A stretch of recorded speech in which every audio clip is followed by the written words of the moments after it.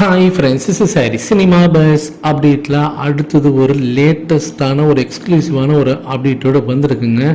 So நாம் எல்லாருமே எதிர்பார்த்துனுக்க ஒரு விஷயம் என்னன்னாக்கா, லால் சலாம் படத்தோடைய அந்த ஓடிடி ரிலீஸ் ரொம்ப நாளாக பார்த்தினாக்கா இழுத்து அடிச்சிருந்தாங்க. லைக்கானர்னா அவங்களுக்கு இந்தியன் செகண்ட் பார்ட் ஒரு பெரிய தோல்வி படமாக அமைஞ்சிருந்தது. அதுக்கு அவங்க கேட்ட காசுக்கு அந்த படத்தை வந்து அவங்க வாங்கிக்கலாம், பாதி காசு கொடுத்து தான் வாங்கினாங்க.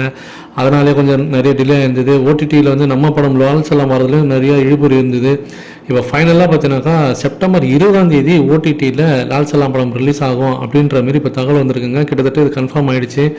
ஸோ இது வந்து ரஜினி சாரோட ஃபேன்ஸுக்கு எல்லாருக்குமே பார்த்தீங்கன்னாக்கா ஒரு பெரிய ஒரு திருப்தியை கொடுத்துருக்கு. சரி அப்பா கடைசியாக ஒரு வழியாக வந்துருச்சுடா சாமி அப்படின்ற மாரி பெருமூச்சு ஓட்டுற அளவுக்கு தான் ஆக்கிட்டாங்க அப்படின்னு சொல்லணும். ஸோ வெயிட் பண்ணி பார்ப்போம் என்ன நடக்க போகுது அப்படின்னு சொல்லிட்டு. அடுத்தது பார்த்தீங்கன்னாக்கா நெல்சன் அவர்களுடைய ஒரு லேட்டஸ்டான அப்டேட்.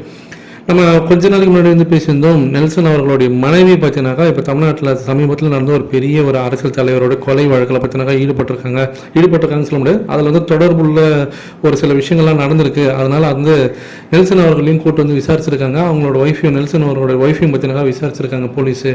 ஸோ இதனால் வந்து ஜெயிலில் செகண்ட் பார்ட் வந்து எடுக்கிறதுல நிறைய ஒரு பாதிப்புகள் ஆகிற மாதிரி இருக்குது. படமே ட்ராப் ஆகினாலும் ஆகலாம்.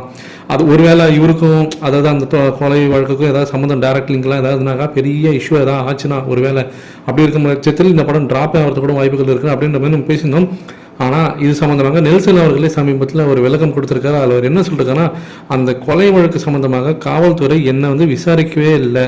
ஸோ அதெல்லாம் வந்து ஜஸ்ட் ஒரு கட்டுக்கதை தான், அது வந்து சில யூடியூபர் வந்து சொன்னாங்க அப்படின்னு சொல்லிட்டு அவர் வந்து இப்போ விளக்கம் கொடுத்துருக்காரு. ஸோ இதன் மூலியமாக அவர் இந்த வழக்கில் அவருக்கு இதுக்கு சம்மந்தமே இல்லை, நான் மாண்டு செவனே நீ என் வேலையை பார்க்குறேன், ஏன்டா இப்படி வந்து கிளப்பி விட்டுருக்கீங்க அப்படின்ற மாதிரி சொல்லியிருக்காரு. பட் அவங்களோட ஒய்ஃபு கிட்ட அங்கே விசாரிச்சது உண்மை. அது சம்மந்தமாக சில விளக்கம்லாம் கேட்டிருக்காங்க. அது தனி ட்ராக், அது போயின்னு இருக்குது. இவர் வந்து பார்த்தீங்கன்னா எனக்கு எந்த பிரச்சனையும் இல்லை, நான் வந்து ஜெயிலில் செகண்ட் பார்ட்டுக்கான வேலைகள் நான் செஞ்சுன்னு தான் இருக்கேன், எதை பற்றியும் கவலைப்படாதீங்கன்ற மாரி சொல்லாமல் அவர் சொல்லிட்டாரு. இதை பற்றி உங்களோட கருத்துக்கள் என்ன அப்படின்றத மறக்காம கீழே சொல்லுங்கள் ஃப்ரெண்ட்ஸ்.